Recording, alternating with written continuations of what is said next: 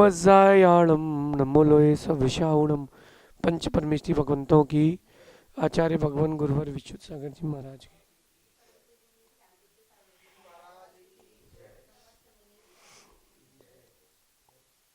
या हम सभी अपने जीवन में निरंतर सुख की अभिवृद्धि के लिए निरंतर नीति के विषयों का श्रवण कर रहे हैं।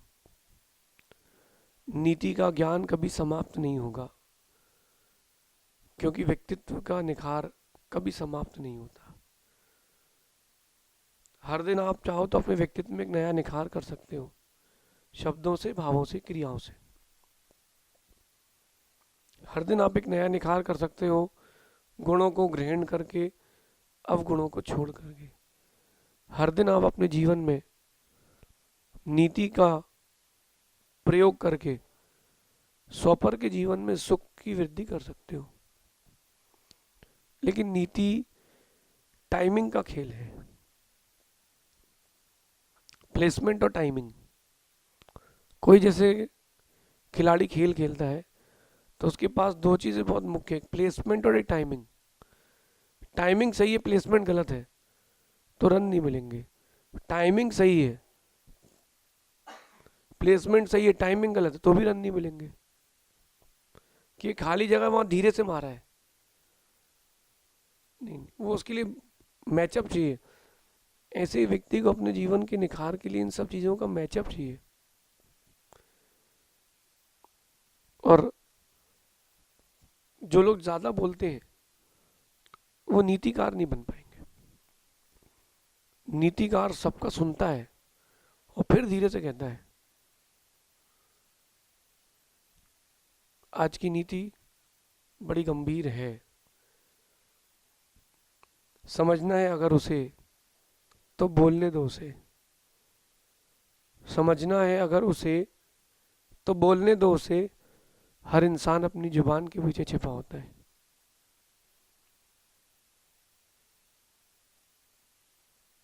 हर इंसान अपनी जुबान के पीछे छिपा है। जब वो बोलना प्रारंभ करता है, जिसको जो किसी से अगर आप अधिक बुलवाते हो, फिर वो बहुत सारी बातें ऐसे बोलना प्रारंभ करता है जो आपको नहीं पता है। बचपन में कहानी पढ़ी थी अपन सबने, कौए को पानी पीना था। कौए को पानी पीना था तो उसने क्या किया, मटके में पत्थर डाले। पत्थर डालने से क्या हुआ? हाँ, लेकिन पानी ऊपर आ गया और कौआ पानी पी के उड़ गया। लेकिन विवेक की बात ये, उस कहानी में आज आप समझना कि उसने पत्थर फेंके नहीं थे, पत्थर छोड़े थे। छोड़ता तो पानी भी नहीं बचता, मटका भी नहीं बचता। उसने पत्थर धीरे धीरे डाले थे। ऐसे किसी व्यक्ति को समझना है तो धीरे धीरे उसके अंदर पत्थर डालो, उसको मन का बाहर बोलने दो। जब वो मन का बाहर बोल देगा तो आप उसकी पहचान कर पाओगे, चेहरे से नहीं। पहले लोग मुखौटे लगाते थे, अब मुखौटे नहीं लगाते, अब मुखौटों को चेहरा बना लिया है। पहले लोग मुखौटे लगाते थे ना, असली नकली का भेद था। अब मुखौटों को चेहरा बना लिया, अब असली नकली का भेद नहीं कर पा रहे आप। तो क्या करें? अगर आप चाहते हो कि आप व्यक्ति को समझो तो उसको बोलने का मौका दो।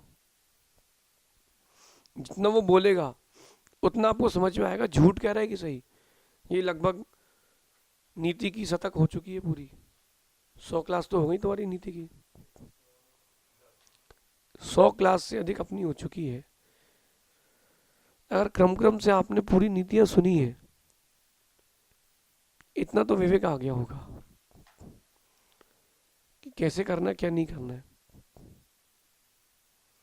जैसे मैंने कहा कि अगर कोई आपसे जबरदस्ती करता है बोली के लिए, तो उससे कहना भैया कितना। जैसे वो कह रहा है कि 1 लाख, आप कह रहे हो 1 लाख, वो कह रहा है 1.5 कर दो।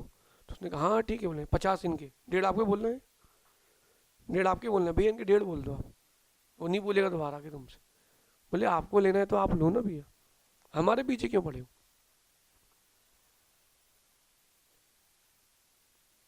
हर व्यक्ति को बोलने का मौका दो, बोलने की अपेक्षा से, आपके स्वयं के बोलने की अपेक्षा से उसको बोलने का मौका दो। अगर आप उसको बोलने का मौका दोगे, बहुत सारी ऐसी चीजें मालूम चलेंगी जो पता नहीं है। कैसे? बोले महाराज जी उदाहरण से बताइए। ज्वालामुखी जब तक शांत है, उसमें लोग पर्यटन करते हैं, उसके ऊपर घूमते हैं, बहुत अच्छा लगता है लोगों को। लेकिन जैसी ज्वालामुखी फटता है, तब मालूम चलता है कि इसके अंदर कितनी गर्मी है, इसके अंदर क्या क्या है, वो तभी मालूम चलता है। तालाब कितना गहरा है वो नापने से नहीं मालूम चलता, सुखाने से मालूम चलता है। पानी तो बाहर निकालना पड़ेगा, पानी तो बाहर निकालना पड़ेगा। निकालो निकालो निकालो, पानी बाहर निकालो। अब उसको बोलने का मौका कैसे दें? कोई एक बात कह करके चुप हो जाओ जो उसकी इंटरेस्ट की हो। एक बार उसको बोलने का लय लग जान दो, मुझे बोलना है, मुझे बोलना है। जब वो बोलता रहेगा, फिर आप उसको जानते रहोगे। शादी करने भी जाते हैं लोग, तो लड़की देखने भी जाते हैं, तो जो लड़की वाले होते हैं लड़की से बोलते कम बोलना, ये तो मना कर देगा, कम बोलना। शादी के बाद मालूम चलता है कि कितना बोलती है।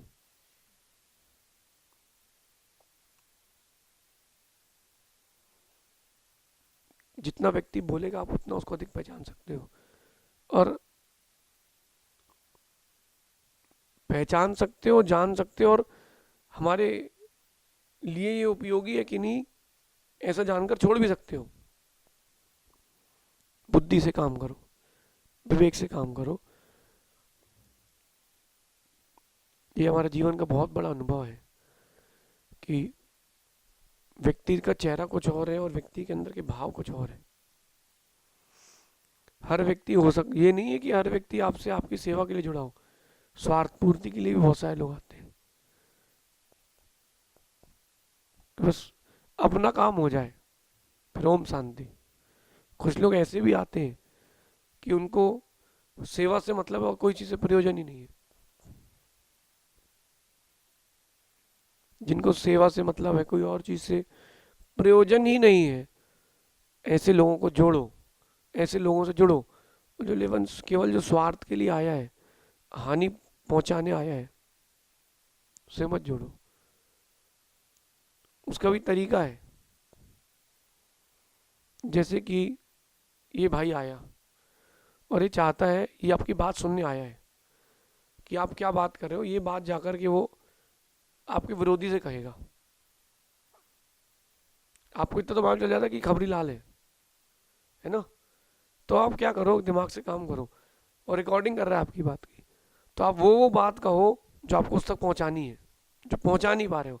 इसको दूत बनाओ। है दूत उसका, लेकिन दूत बने तुम्हारा।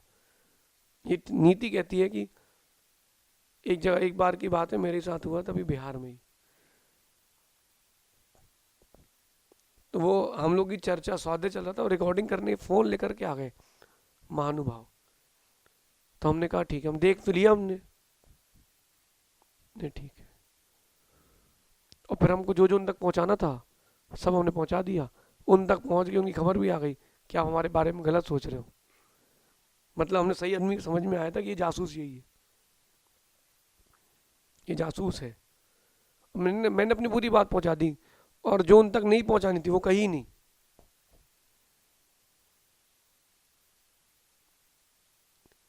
पानी कितना गहरा है इसको जानने के लिए मीटर हीटर पहले नहीं थे, पत्थर डाले जाते थे नदी के बीचों बीच।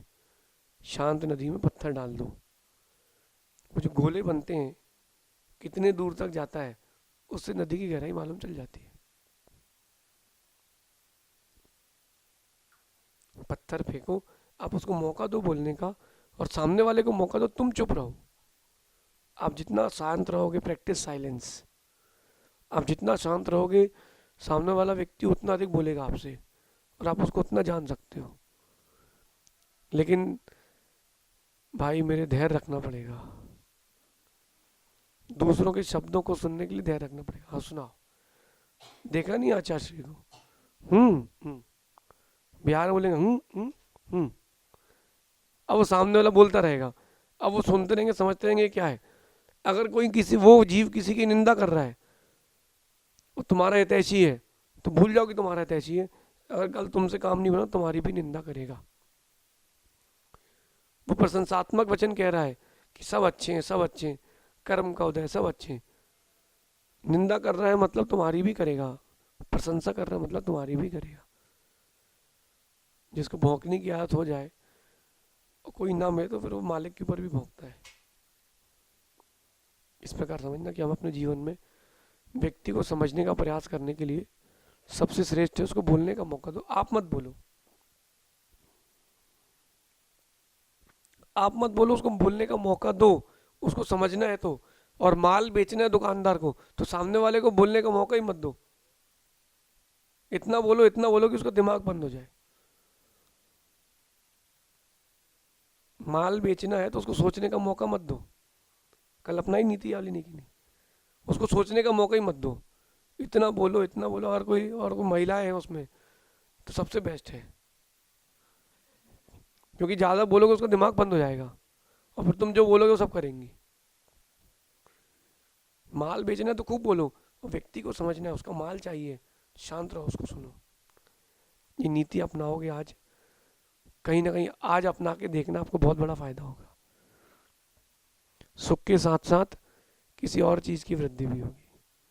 इस प्रकार समझना। शेष आगे विचारेंगे करेंगे कि समझना है अगर उसे तो बोलने दो उसे। हर इंसान अपने जुबान के पीछे छिपा होता है कि कड़वी है कि मीठी, हृदय उसका अच्छा है कि खराब। भगवान महावीर स्वामी की, आचार्य भगवान गुरुवर विशुद्ध सागर जी महाराज की।